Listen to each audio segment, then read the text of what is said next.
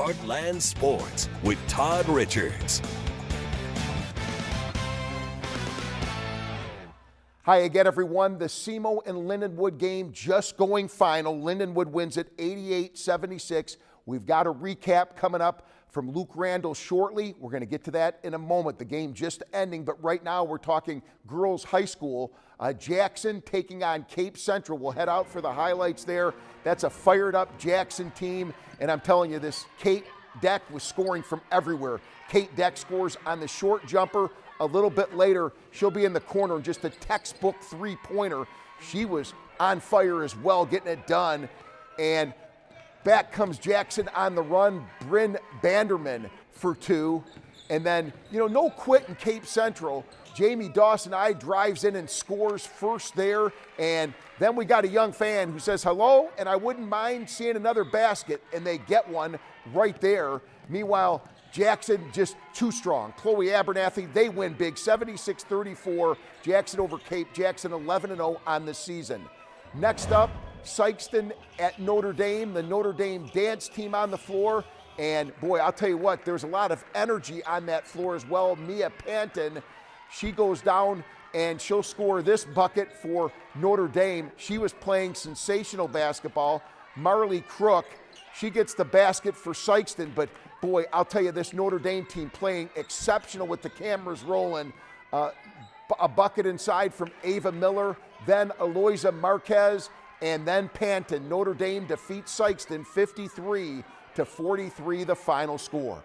All right, big night at SEMO, men and women, a doubleheader against Lindenwood. Luke Randall reports. A big night in Cape Girardeau. The women's game up first. It was a tall order for the Redhawks to hang with the Lions. Lindenwood nearly won the OVC last year, but that's exactly what SEMO was doing early on. Kira Jones right there. Lindenwood strong. Inside, Gracie Kelsey. Lexi McCulley now off the bench in this one, still playing tough. Whips a pass, and eventually Leah Jackson drains the three-pointer. It was a heck of a fight from SEMO in this one. Ultimately, Lindenwood does take the win. Still, extremely impressive performance from the Redhawks. And on to the men's game now. Dontrez Williams, one of 6 former Heartland High School stars playing in this one. And check out the crowd. This game televised nationally on ESPNU for the first time in 4 years in this building. And from the get-go, Sykeston's Dontrez Williams to New Madrid's Jadis Jones. These guys were rivals in high school. Now on Lindenwood, they're teammates.